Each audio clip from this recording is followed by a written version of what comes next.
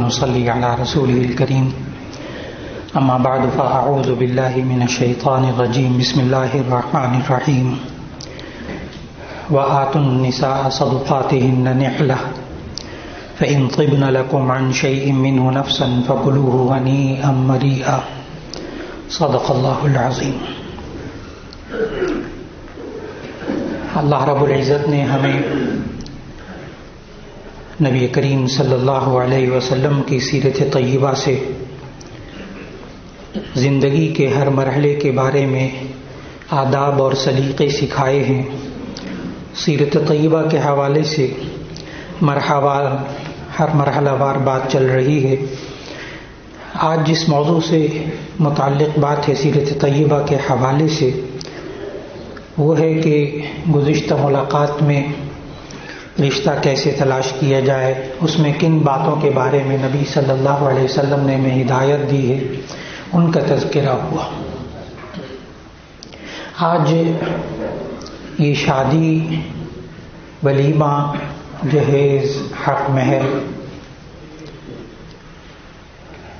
جہاں تک جہیز کا تعلق ہے اس کا تو جو ہمارے معاشرے کے اندر جو جہیز کی طویل فہرستیں ہیں ان کا تعلق تو اسلام کے ساتھ بالکل نہیں ہے۔ اگر یہ کہا جائے کہ نبی صلی اللہ علیہ وسلم نے اپنی بیٹیوں کے لیے بھی سامان دیا، میں نے لفظ جہیز نہیں بولا، جان بوجھ کر نہیں بولا، سامان دیا، تو اس میں اگر ایک چکی اور ایک بستر اور کچھ برتن ہوں تو اسے جہیز نہیں کہا جاتا، آپ اسے کچھ سامان کہہ سکتے ہیں، عام گھر کے استعمال کی چیزیں دے دی۔ اور ہمارے معاشرے کے اندر جو رخ آیا وہ زیادہ تر ہندو رسومات کی وجہ سے آیا۔ آج بھی ہندوؤں کے ہاں ہندوستان میں جتنا لڑکا پڑھا لکھا ہوتا ہے اتنی جہیز کی مقدار اور اس پر اخراجات باقاعدہ وہ لیے جاتے ہیں لڑکی والوں سے۔ وہی ہندوانہ رواج جہیز کا ہمارے یہاں بھی آیا۔ اور دوسری طرف ہمارے پاکستان کے اندر بعض قبائل ایسے ہیں کہ جن کے اندر لڑکی والے بالکل خرچ نہیں کرتے، سارا خرچ لڑکے والوں کے ذمے ہوتا ہے،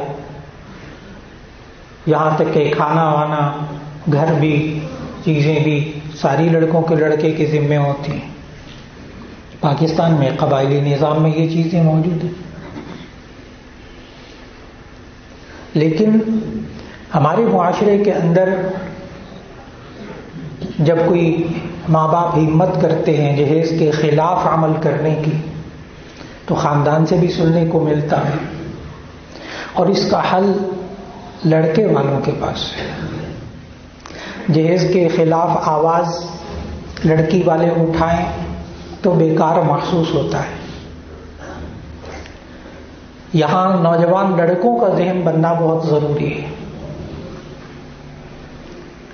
ان کے ماں باپ کا ذہن بننا بہت ضروری ہے۔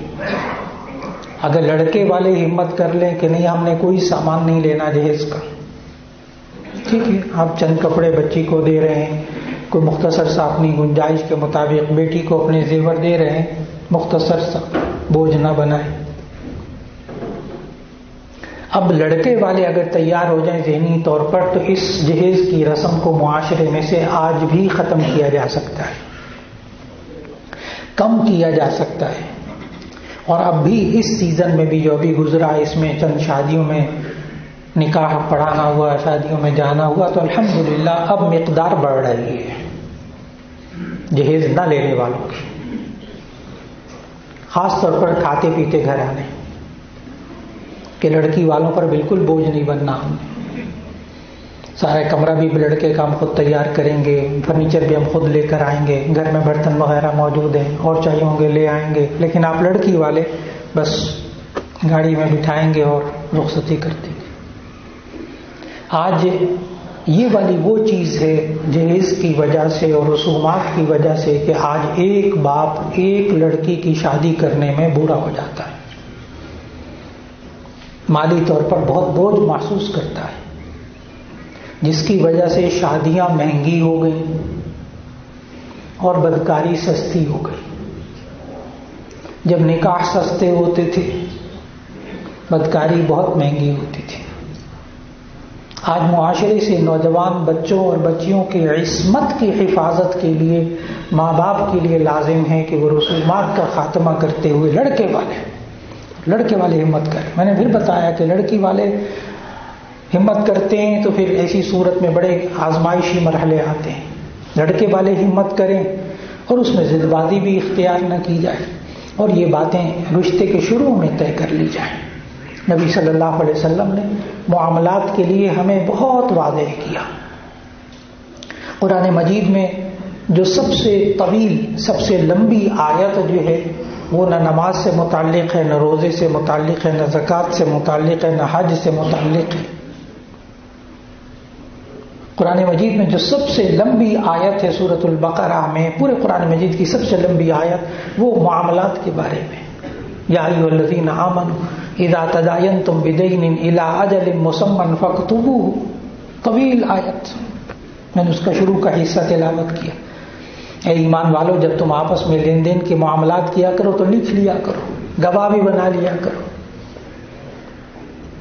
اور ہمارے یہاں معاملات کے سلسلے میں کیا ہوتا ہے کہ جناب آپس میں رسومات بھی کریں گے، مہندی کے اوپر پتہ نہیں کتنے خرچ، تو مہندیاں بھی عجیب و غریب قسم کی ہو گئی اور کتنے دن پہلے سے تقریبات شروع ہو جاتی ہیں، اس پر جو اخراجات ہوتے ہیں وہ الگ ہوتے ہیں.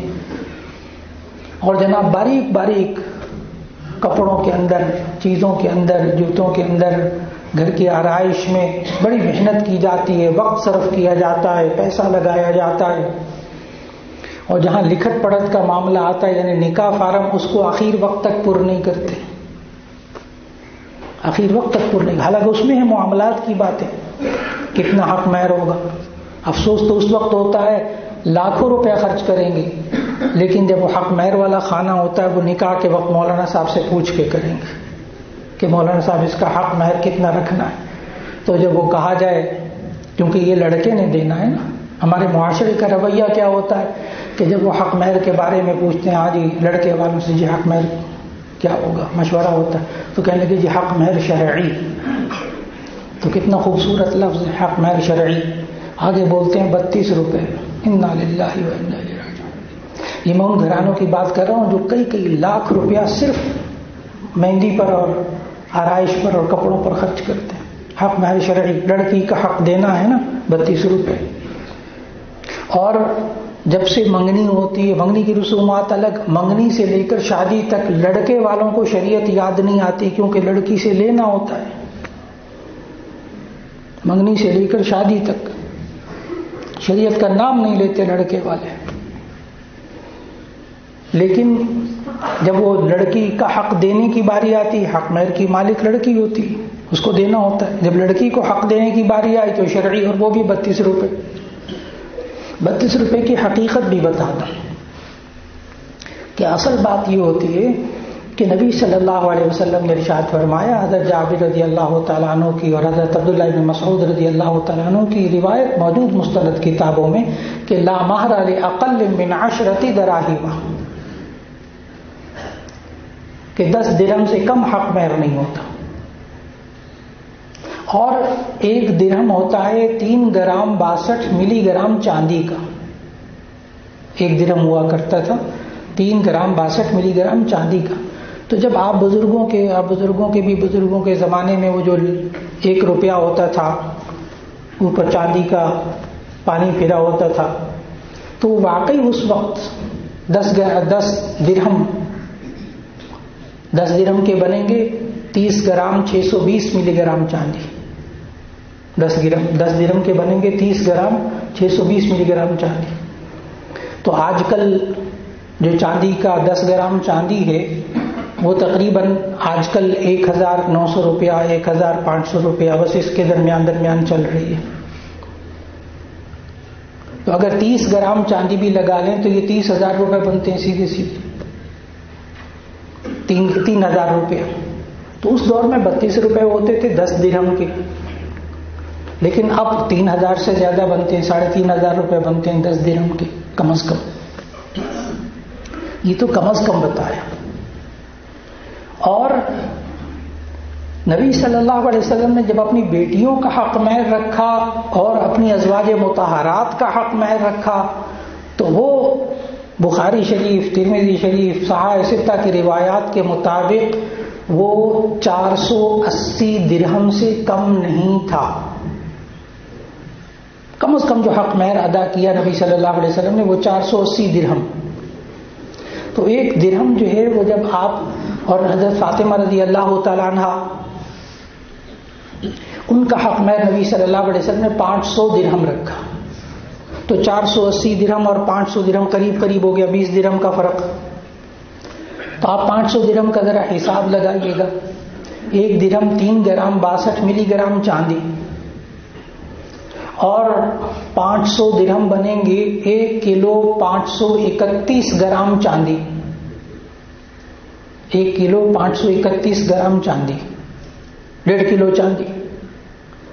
اب آج کل جو ہے وہ چاندی کا جو ریٹ میں نے بتایا اس حساب سے لگایا جائے تو آج کل 1,30,000 روپیہ بنتا ہے 500 درہم کا. اب میں آپ کو اس طرف لا رہا ہوں کہ نبی صلی اللہ علیہ وسلم نے اپنی بیٹیوں کا حق مہر اور اپنی بیویوں کا حق مہر کیا ادا کیا. بیان تو 10 درہم کیا تاکہ غریب بھی حق مہر ادا کر دے، اور جو اپنی بیٹیوں کا حق مہر ادا کیا وہ 500 درہم، 480 درہم جو کہ 1.5 کلو چاندی. اگر وہ پرانے دور کے آپ تولے نکالیں تو یہ 131 تولے 3 ماشے بنتا ہے. 131 تولے 3 ماشے 500 درہم چاندی، جس کے آج کل بنتے ہیں 1,30,000 کے قریب آج کے ریٹ کے حساب سے چاندی کے. تو یہ مہر فاطمی، یہ مہر فاطمی، اس کو بھی شرعی نہیں کہیں گے کہ شریعت نے پابندی لگائی ہے اتنا دو، نہ. کم از کم کتنا؟ 10 درہم، 30 گرام 620 ملی گرام چاندی، 30 گرام چاندی، 31 گرام چاندی لگا لیں.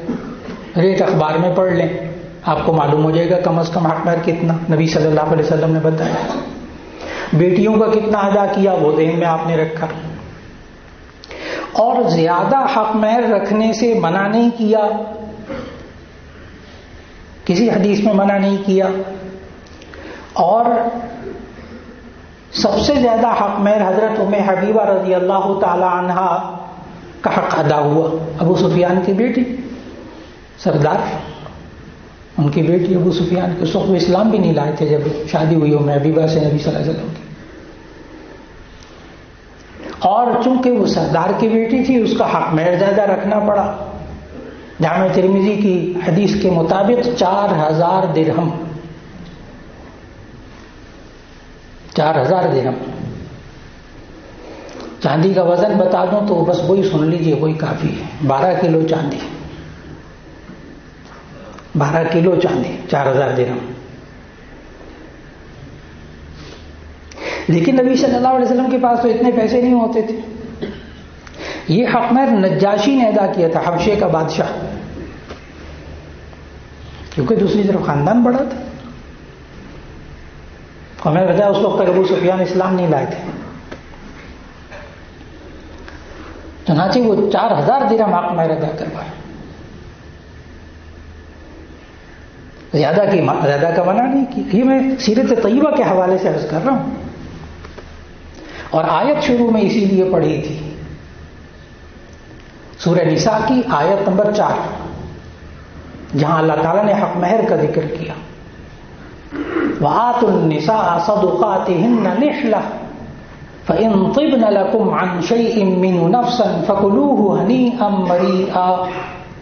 تو سورہ نساء کی آیت نمبر 4 میں اللہ تعالیٰ نے حق مہر کا ذکر کیا. وَآتُوا النِّسَاءَ صَدُقَاتِهِنَّ نِحْلَةً، تم عورتوں کو ان کا حق مہر خوش دلی سے دے دو. ٹھیک ہے نا. اللہ تعالیٰ کتنا ماہر نفسیات ہے, خالق ہے نا بندے کا, اس کو پتا ہے. بوجھ سمجھ کر نہ دیا کرو عورت کا حق, خوش دلی سے دیا کرو, خوش دلی سے دیا, بوجھ نہ سمجھو حق میں رکھو. وَآتُوا النِّسَاءَ صَدُقَاتِهِنَّ نِحْلَةً, عورتوں کو ان کا حق دے دو خوش دلی سے. فَإِن طِبْنَ لَكُمْ عَن شَيْءٍ مِّنْهُ نَفْسًا فَكُلُوهُ هَنِيئًا مَرِيئًا, اگر وہ خوش دلی سے خود معاف کر دیں تو تم کھا لو اس میں سے جتنا معاف کر دیں, کوئی بات. لیکن یہ کیسا مرد ہے شادی کرنے والا جس کو اس کے دوست سکھاتے ہیں شادی سے پہلے بس اسے شروع میں حق مہر معاف کروا لینا. عجیب مرد ہے جو عورت سے پہلے معافیاں مانگنا شروع کر رہا ہے. عجیب مرد ہے, آغاز ہی زندگی کا معافی سے. اس وقت شرم میں ہوتی ہے, حجاب ہوتا ہے, اس وقت وہ کہتے ٹھیک ہے مجھے تو آپ ہی چاہیے, آپ زندہ سب کچھ ہے بس. پھر تم نے معاف کر دیا, جی معاف کر دیا. فقہا نے لکھا ہے یہ معاف نہیں ہوتا, یہ معاف نہیں ہوتا. ہاں فقہا نے لکھا کہ جب ان دونوں میں بے تکلفی ہو جائے, شادی کو 6 مہینے سال ہو جائے, پھر کوئی مائی کا لال حق میں معاف کر کے دکھائے, پھر کوئی مائی کا لال حق مہر معاف کر کے دکھائے, جب آپس میں بے تکلفی ہو جائے. معلوم ہوا وہ جو آغاز میں معاف کروانا ہے اس سے حق مہر معاف نہیں ہوتا. اور حق مہر ایک ایسی چیز ہے, فرض ہے اس آیت کی وجہ سے, کیونکہ امر کا صیغہ ہے نا, امر کا صیغہ ہے, حق مہر ادا کرنا فرض ہے. اس لیے اگر کوئی شخص شوہر مر جائے اور اس نے ابھی تک حق مہر ادا نہ کیا ہو تو اس کی جائیداد تقسیم کرنے سے پہلے حق مہر بیوی کو ادا کروایا جائے گا, بیوہ کو. فرض ہے, وراثت بعد میں تقسیم ہوگی, اتنا ضروری. اور یہاں حق مہر لکھا جاتا ہے یا تو شرعی حق مہر 32 روپے, اور یا ایک اور ہے لکھ دیجیے جتنا لکھنا ہے, 1 لاکھ 2 لاکھ 10 لاکھ جتنا لکھنا ہے لکھنا. ساتھی سمجھاتے بھی ہیں ادا کون سے کرنا ہے, لکھ دیں جتنا لکھنا. اور لڑکی والے کیوں حق مہر زیادہ لکھواتے ہیں؟ تاکہ لڑکی یہ زیادہ حق مہر لڑکے کے پاؤں میں بیڑی بن جائے, زنجیر بن جائے, یہ چھوڑنے سے پہلے سوچے کہ اتنا حق مہر ادا کرنا. اللہ کے بندے, نکاح ہو رہا ہے, مبارک وقت ہے, اس وقت میں چھوڑنے کی باتیں ذہن میں کیوں لاتے ہیں؟ آغاز میں نیت خراب, انما الاعمال بالنیات, اعمال کا دار و مدار نیتوں پر ہے. شروع میں نیتوں کے اندر خرابی ہے تو پھر چھوٹ جائے گا رشتہ. یہ شروع سے اس رشتے کو نبھانے کی نیت ہو. اور زیادہ حق مہر رکھنے سے بچنا چاہیے. حضرت عمر رضی اللہ تعالیٰ عنہ نے اپنے دور خلافت میں جب یہ دیکھا کہ لوگوں کے یہاں یہ فیشن بن رہا ہے اور لوگ لڑکے کو باؤنڈ کر رہے ہیں, اس کے پاؤں میں زنجیریں باندھنا چاہتے ہیں حق مہر زیادہ رکھ کر, بالفرض حالات اگر کچھ ایسے ہو جائے تو پھر نہ لڑکی کو چھوڑے گا حق مہر ادا کرنے کی وجہ سے, اور نہ لڑکی کو وہ طلاق دے گا, نہ علیحدہ کرے گا, اور لڑکی کے لیے مصیبت ہوگی. حضرت عمر رضی اللہ تعالیٰ نے پھر زیادہ حق مہر رکھنے پہ پابندی لگائی, باقاعدہ سرکاری طور پر پابندی لگائی. کتنا حق مہر نہ رکھو جو لوگوں کی وسعت میں نہ ہو.